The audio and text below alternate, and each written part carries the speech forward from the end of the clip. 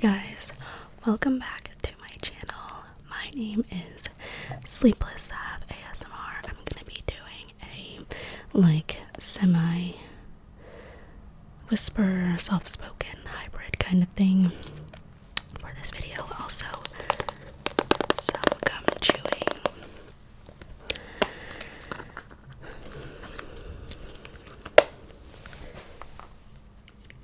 So as you can tell based on the title, I'm going to be sharing some stories from my childhood.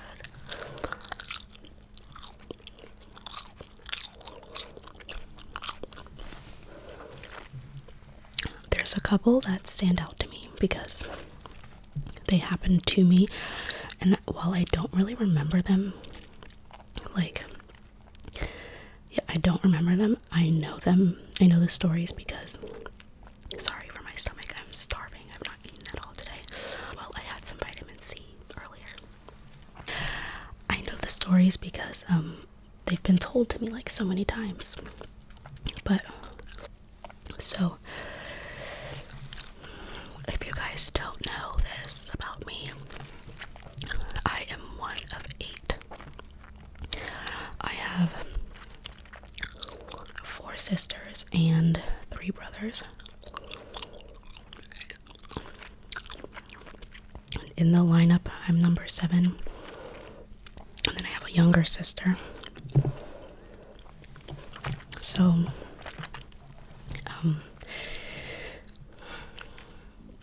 there's always been things that were happening to us as children because there were so many personalities and dynamics to deal with that my parents had to handle and juggle. But also, regardless of how many siblings you have, that's just what comes with life, always things happening. But I was actually a triplet. My parents, they could not get pregnant with me, which is crazy because I was the 7th child, so they had a difficult time getting pregnant with me. So I always joke with my siblings and say that I was the only one that was actually planned because my mom had to take fertility drugs in order to conceive me.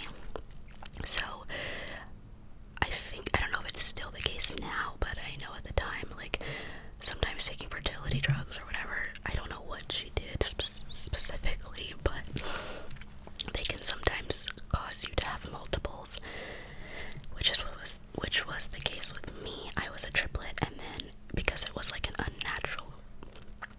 because it was done unnaturally, I guess, they did not survive. My parents always joke with me and say that I starved them in the womb, or that I absorbed them or ate them. I don't know what actually happened or how long they survived.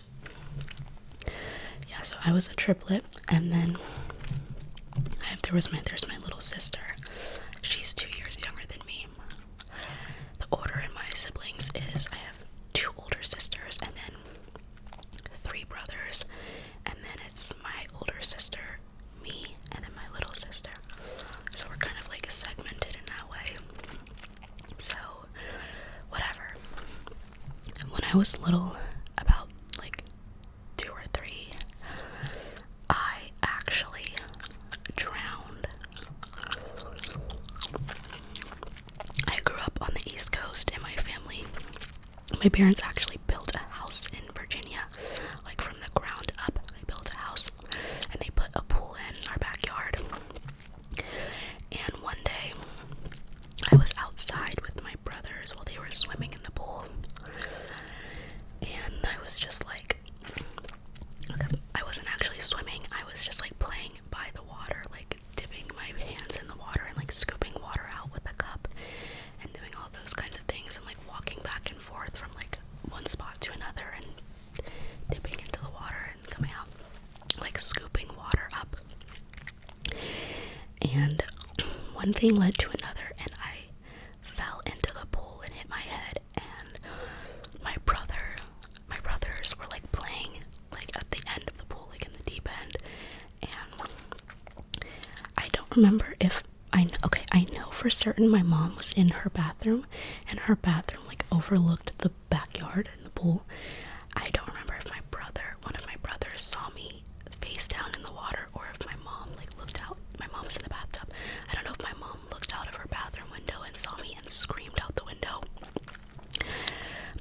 apparently my parents and like all of my older siblings, they had a code word for like when there was an emergency at the pool, which they never had to use before because there was never an emergency until this time. I don't know what the word was, but like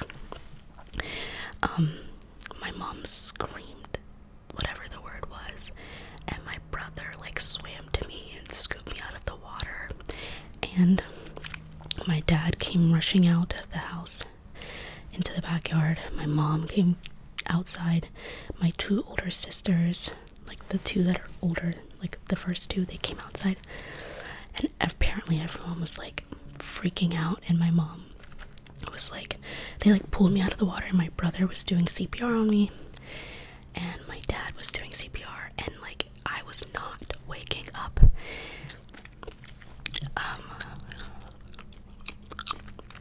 My dad eventually, like after maybe a minute or 2 minutes, my dad yanked me from my brother and literally my sister said he lifted me up in the air and started screaming out loud and praying like, God, please wake her up.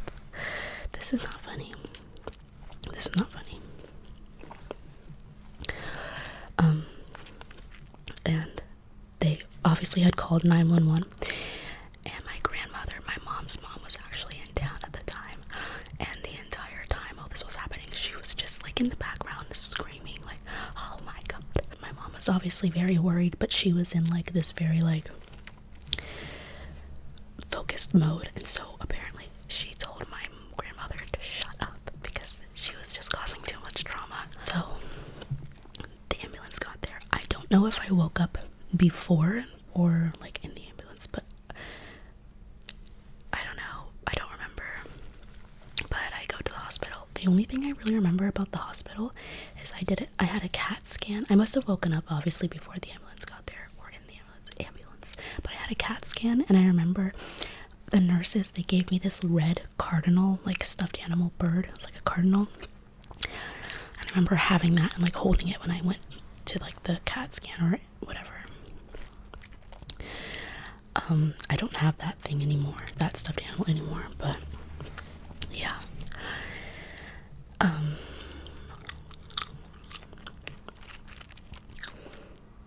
My dad, my sister, my older sister, whenever she describes that story or like tells that story, she's always like, I get chills whenever I think about Dad, and when he like felt like it was like his last resort, it was like he was about to give up, and he just like dropped to his knees and lifted you in the sky and was like screaming like the most guttural scream.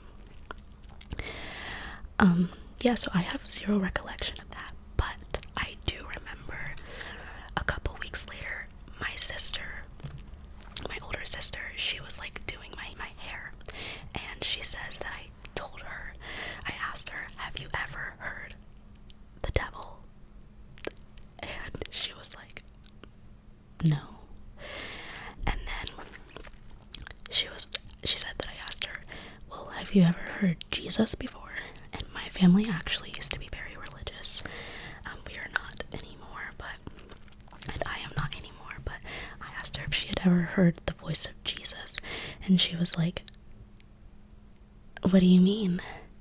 And then I proceeded to tell my sister how when I had drowned, I heard the devil tell me to stay under the water and to not get back up, but then I heard Jesus tell me to wake up and to like open my eyes, and my sister said she just like was so freaked out. And like, I'm obviously doing a bad job of retelling these stories because I truly don't remember. I do remember, like, I don't mean to get all woo-woo on people, but like I do remember, like I do, whenever I tell that part, I do have this feeling of like, yes, that happened. Like I could tell you without a shadow of doubt that happened, but I don't remember telling my sister this. Like I just have this like innate feeling and knowing of like, yes, that happened. I remember hearing that. But she was like, she just like dropped the hairbrush and she was like kind of scared of me, and she was like, okay. And she called my mom and she said she was shaking and crying, and she was like, Mom, get home, like something's wrong with Savannah. And then they like told my mom and dad, and yeah, feel like I've always been like a pretty spiritual kid or a spiritual person, because when I was little, I also used to have like this angel named Kate who would visit me in my room, and I would always tell my mom about her. I would always tell her, like, yeah, like my friend Kate, she's an angel. She comes in my room and she like sits in there with me. And my mom would just like, she wouldn't lead me to anything. She would just like ask questions like, oh, what is she like? What does she do? Like, and I honestly can't tell you whatever I would tell my mom, but I do remember always telling my mom, like, yeah, I have an angel named Kate. She comes in my room at night. She sits in there with me. Also, when I was like 3, I had another incident with the pool. So, in this same house, I don't know what happened first, the drowning or this story that I'm about to tell, but I was in the backyard with my family, like swimming and everything, maybe with my brothers or something, and I was done swimming, so I came inside, and my mom told me to go upstairs and put on some clothes. She was like, change out of your swimsuit, put on some clothes. So I was like, okay. And I don't remember correctly, but like, I feel like my clothes at the time were in my mom's room. So I was in her room and I picked out this little dress to put on, and I came downstairs and she was like, no, you're not wearing that. Like, it's, you don't wear that. Like, we're not wearing that today. Like, it wasn't even a nice dress, honestly. But she was like, you can't wear that. Go back upstairs and put something else on. And I was so upset because I really wanted to wear this dress. It was like a little like cotton purple tank top dress. It was like dark purple with like white tie-dye stripes, watery color purple. So the dress was like dark purple, and then the stripes were like a tie-dye, like as if the colors had bled out, and it was like white. That's probably a really terrible description, but I can see the dress vividly in my head. And it was a tank top dress, and it had like little ties on the sides, like you could tie it yourself, and then it had a little like tie bow here. And she told me I couldn't wear it, so I was really upset, and I went upstairs in her room, in her closet where I guess my clothes were, and I was looking for something else to wear, but I was also crying like so hard because I was very mad. And a lot of time must have passed, and then my mom was like, where's Savannah? Has anyone seen Savannah? And everyone like does the sweep of the house, like, no, she's not in the pool. Like, and this must have been before the drowning, because that was like the first place everyone checked, was like the pool. Like, we have a pool, let's check on that, make sure she's not in the pool. So they checked the pool. I wasn't there, obviously, and then they look around the house. I'm not there. They call my dad because my dad was out with my oldest sister at the grocery store, and they're like, no, like, she's not with us. And my mom obviously is like losing her mind because she's like, I was with her, like I just saw her, where is she? So she starts telling my brothers, like, where's Savannah? Like we can't find her. Everyone now in the house is like looking for me. My brothers start going up and down the neighborhood streets looking for me. My mom eventually calls the police, and she's like, my daughter is missing. We cannot find her anywhere. And she starts like relaying the story to the operator, the 911 operator, about like when she last saw me. My brothers are like banging on our neighbors' doors, like, where is our sister? Because apparently, I'm from Virginia Beach, and I guess at the time where we lived, there was a lot of like, my parents would always say we lived next to like a sex offender or a pedophile, you know, a pedophile.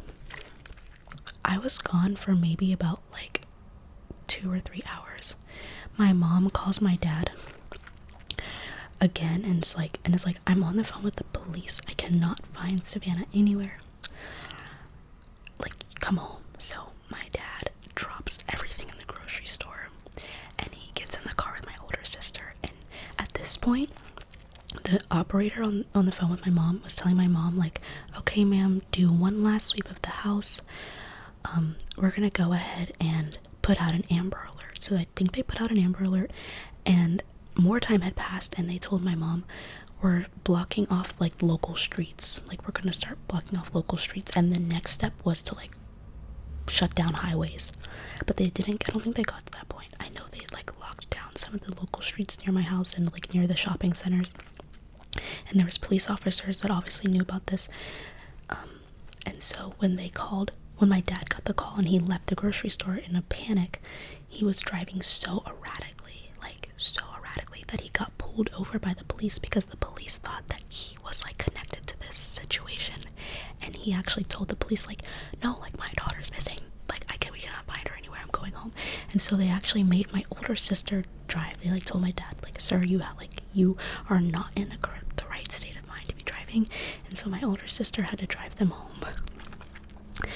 And so they get home and the operator says to my mom, ma'am, do one final sweep of the house, and if you don't see her, we're going to shut down like the local freeways or whatever.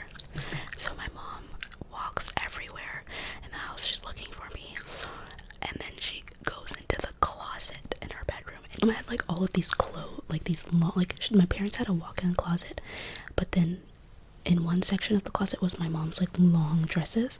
She said she saw my butt like hanging out.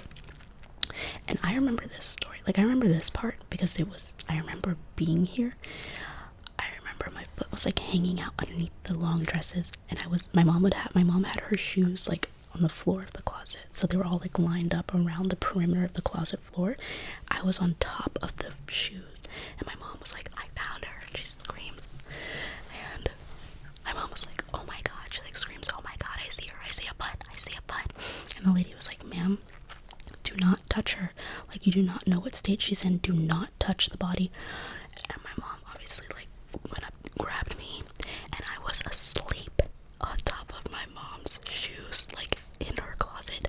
I think I was naked. I think I had like taken off the dress and I couldn't find anything else I wanted to wear, and I had just cried myself to sleep. This is actually so on brand for me because to this day I have a very hard time getting dressed and finding things to wear, and I will cry until I do. Yeah, that's the story of how I went missing. I'm trying to think of any other stories that are not related to me. I don't really want to tell like my siblings like trauma or anything like that. I don't really think it's my story to tell. My stories to tell, I guess. So yeah, maybe if you guys like this video and I can think of other stories, I will make another one. Let me know what you think. I hope this video was a little bit relaxing. Let me know how you like the whisper soft spoken mix,